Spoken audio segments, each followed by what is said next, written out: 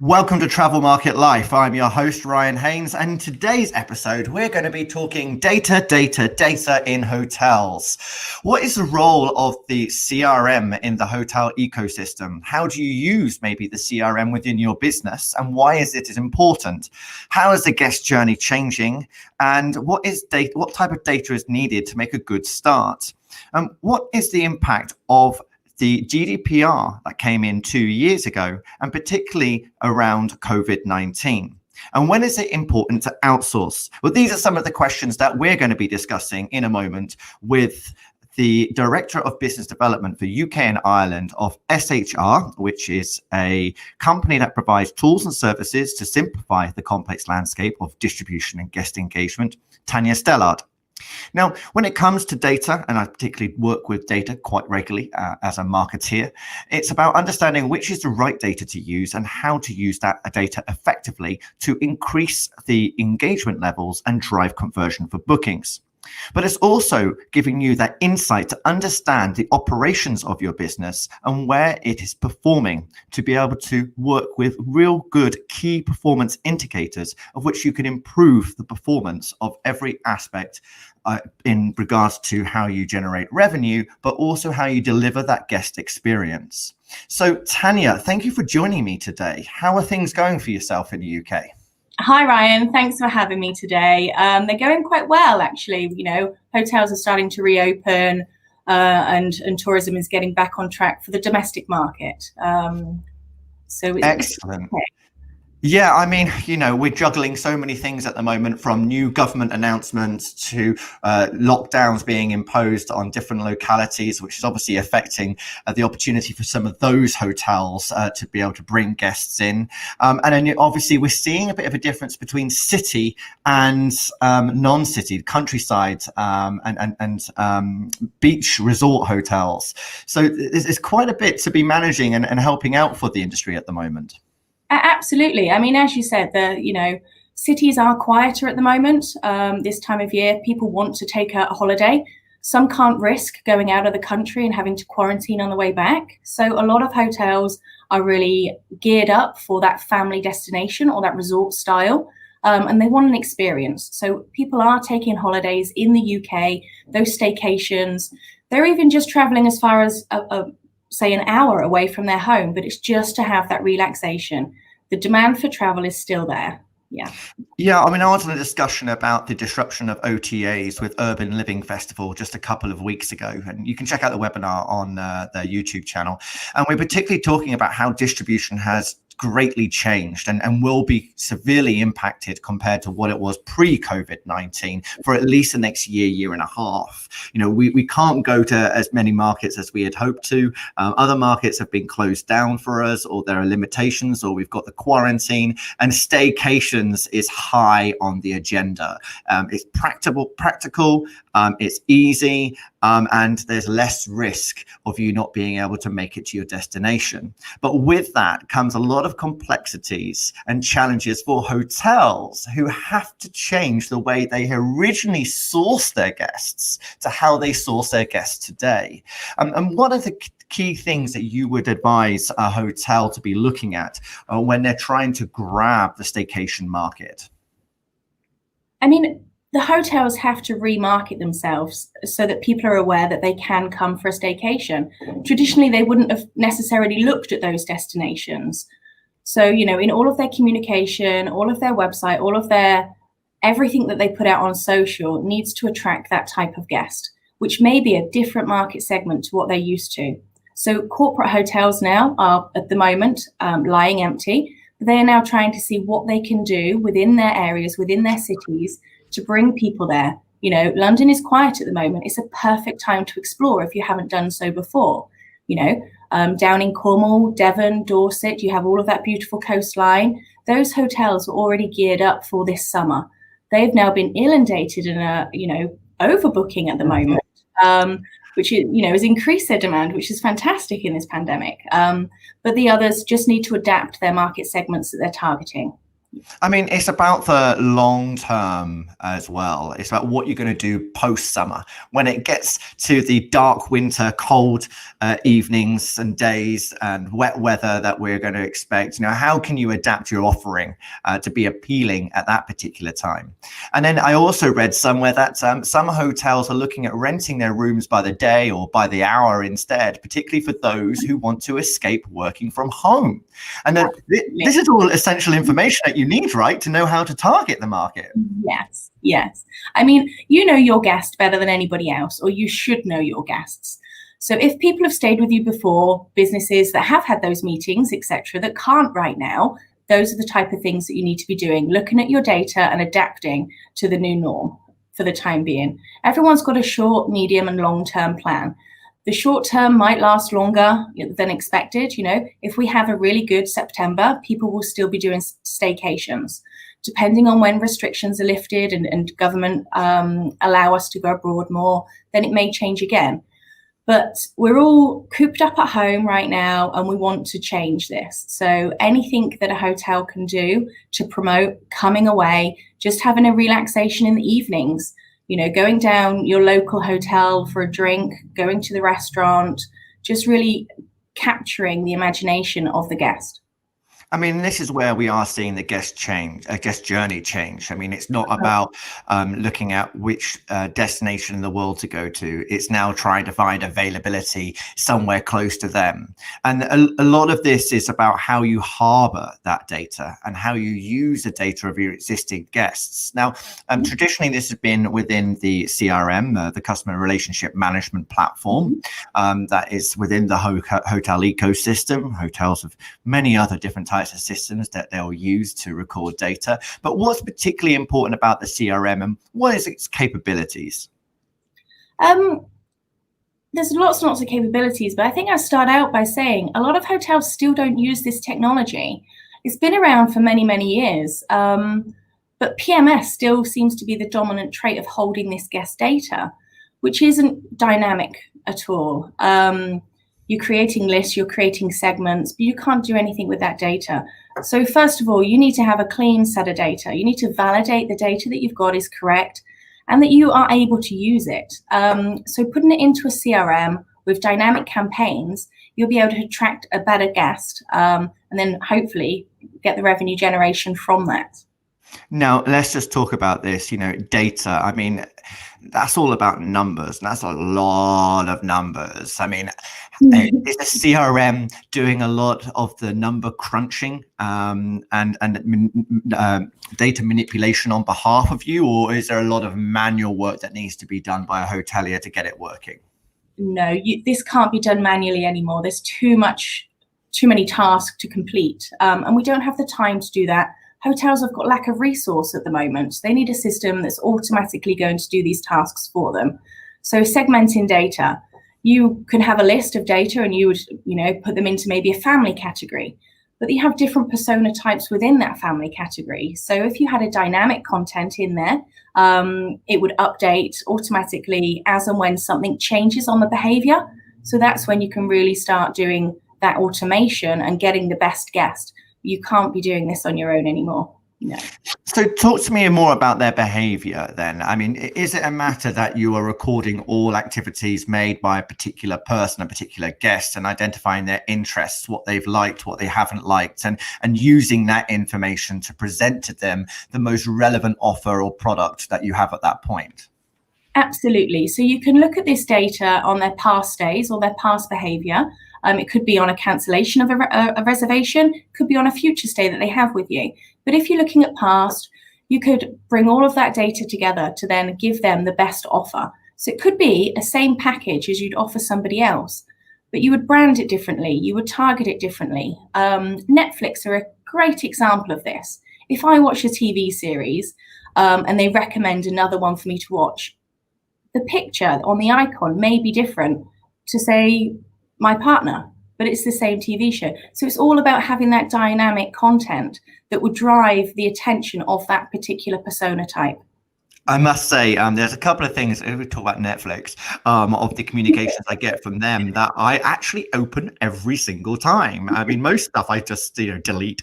But in particular, it's what people are watching close to you. So Yeah. what people in my local area are watching. So I'm like, oh, I can have a conversation with people about that program. I better watch that. And it's that idea, where are people local to you going? What are people local to you doing? What activities? So what food are they eating? What drinks? What special offers have you got? I mean, this all allows for what we call geolocating, right? It's all about targeting people maybe within a 50-mile vicinity to you, or you might be targeting people who are based in Scotland or are based in Wales or Ireland who are able to travel, but you're offering them a very specific communication and package. Absolutely. And you would offer them a longer duration, perhaps a 3 or 4 night stay instead of a 1 or 2 nights. So it would attract their needs, definitely.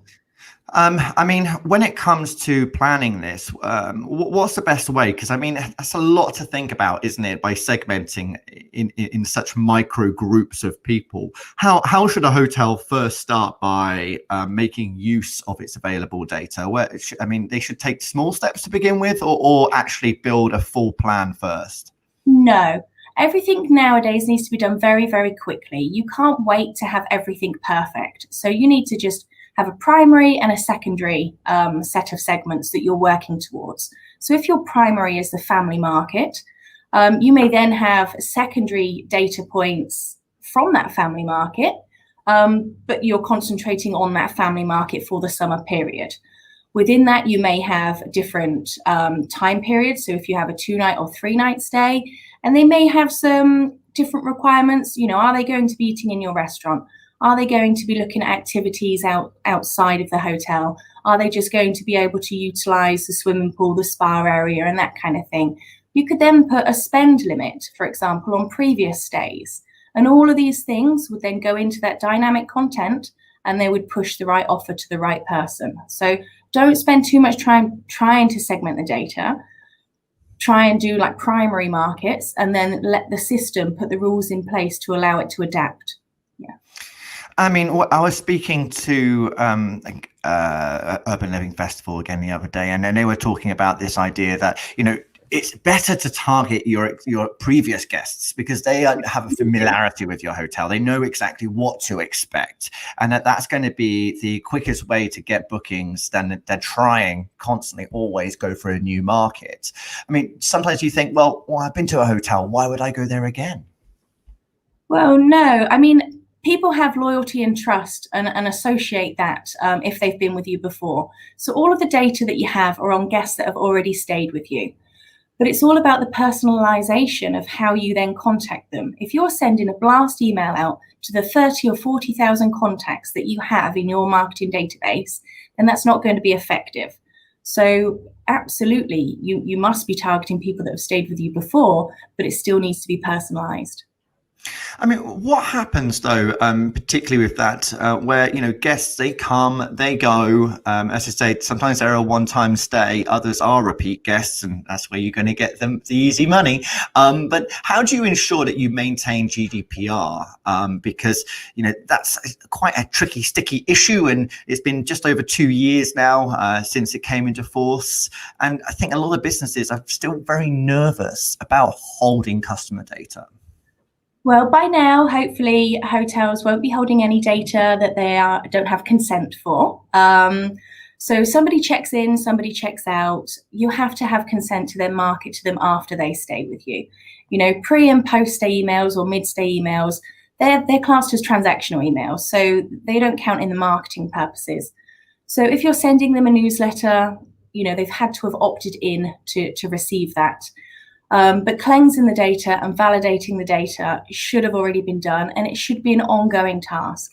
If somebody contacts you and says that they don't want to have that communication anymore, then the systems all need to be automated to take them off of those lists and delete them if necessary. The customer has the right to be forgotten and deleted and not contacted. We manage that in a couple of different ways. We have a guest portal. So if anybody stayed with us before, they can automatically log in and see their profile details of what the hotel holds on them. They can update them, they can change them, and they can set their preferences. So they may want, just to be included in a newsletter, but they don't want any promotional material. So putting an additional layer like that on top will help you then market to these people.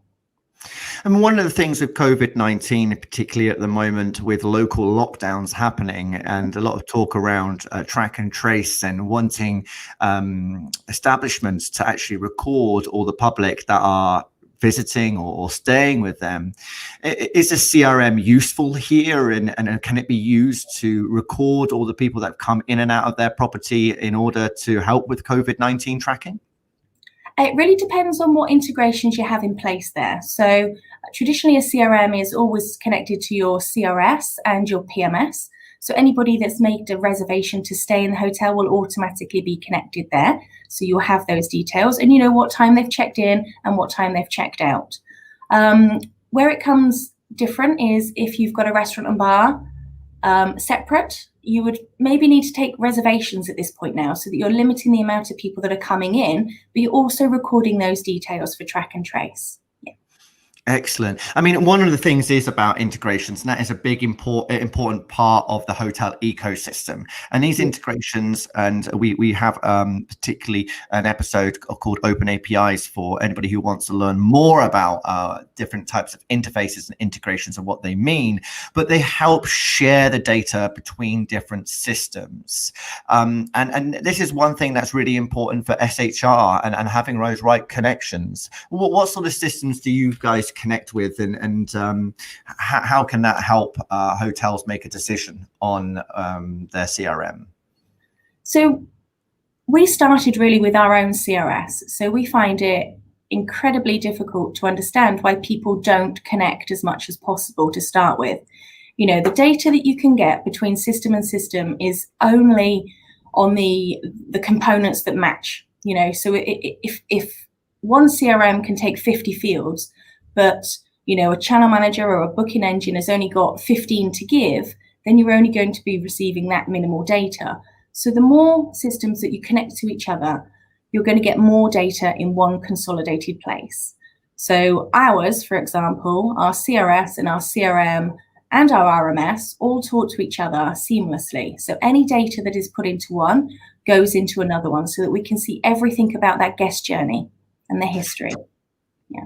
Excellent. I mean, you know, one of the things that has changed a lot over the last few years is multi-channel communication. And we're sort of starting to move away from email being the primary form of communicating with guests. And now we've got social media platforms and direct messaging like WhatsApp and SMS. I mean, is this definitely going to be a trend moving forwards, and for hoteliers to be considering different ways in which to connect with the guest through different messaging platforms? Absolutely. I mean, people are using this quite well nowadays, but it needs to happen more so. I mean, I wouldn't necessarily want to pick up the phone and speak to somebody if I have a question. I would find it a lot simpler to WhatsApp. So you need a messaging platform that's going to record all of this as well. And everybody has, you know, a different language that they use on these platforms. So you have to be in tune with that. Yeah. Yeah, I mean, there are a lot of new messaging platforms out there, and what I've learned from a lot of those is that they do connect nicely with the PMS and the CRM. So you can send out messages across what we call Omni Channels, so multiple channels, whether it be by email or social media or direct messaging. It just gives a hotel that greater chance of having that direct communication with that guest and being more personal at the same time. And the great thing about a lot of these new tools is they're recording and they're keeping the data to build profiles of your guests. So you really get to know them, as you say, for your repeat guests. And there are people, you know, who will go to the same location every year, whether it's to visit family or to do business or just because they like the area. That these are the people that you can really start to enhance that experience when they're traveling and when they're staying with you. Absolutely. Yeah. And also with that as well, with the guest messaging, you may start with a traditional chatbot that isn't the hotel writing the responses, but you now have the ability to take over from that. So you have the chatbot doing some of the hard work for you, answering the questions of opening times, closing times, but having that integrated into your CRM is really key data. Now, a lot of these different things that we've talked about, from revenue management to marketing and guest communications, it can be a lot for someone to handle with maybe a little experience, or who have not necessarily developed those communication skills, or maybe even for a team that's currently so widely stretched because they're servicing guests and trying to maintain COVID-19 hygiene standards. When should they consider outsourcing? Well, you need to have your systems in place, first of all, and you have to have your clean data.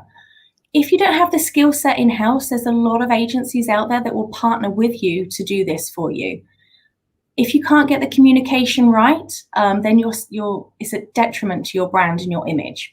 So it's really key. If you don't have the skill set, it is very easy to learn, and with partners or with the companies that provide CRMs like ourselves, we will walk you through it. We will build the systems for you. We can even build loyalty programs that will help. And loyalty doesn't necessarily mean they've got a points card. It could just be that you recognize them as a regular guest. Templates and automation is the way forward. Yeah. Okay. So, I mean, with SHR, your tools are integrated.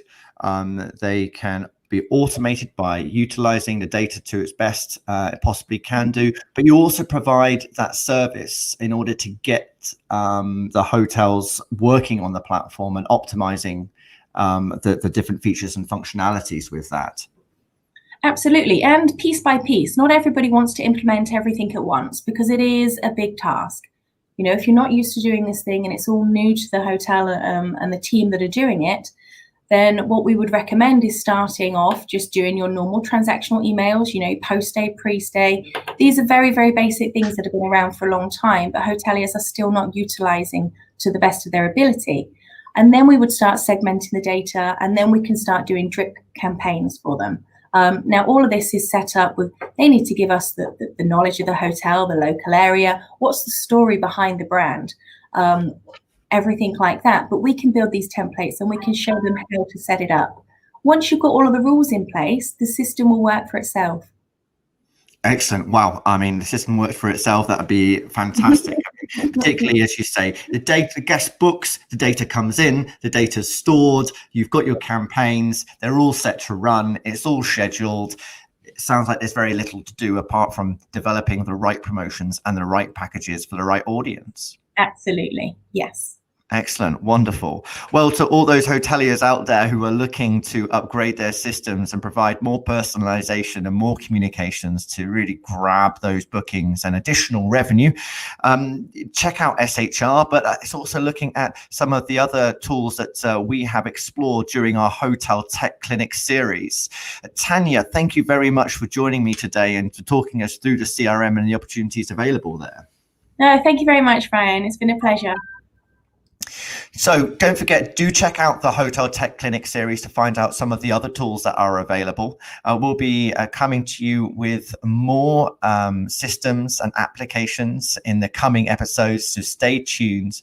Go to travelmarket.life for the full program of interviews that we have done here, and you'll be able to see what is of interest to you.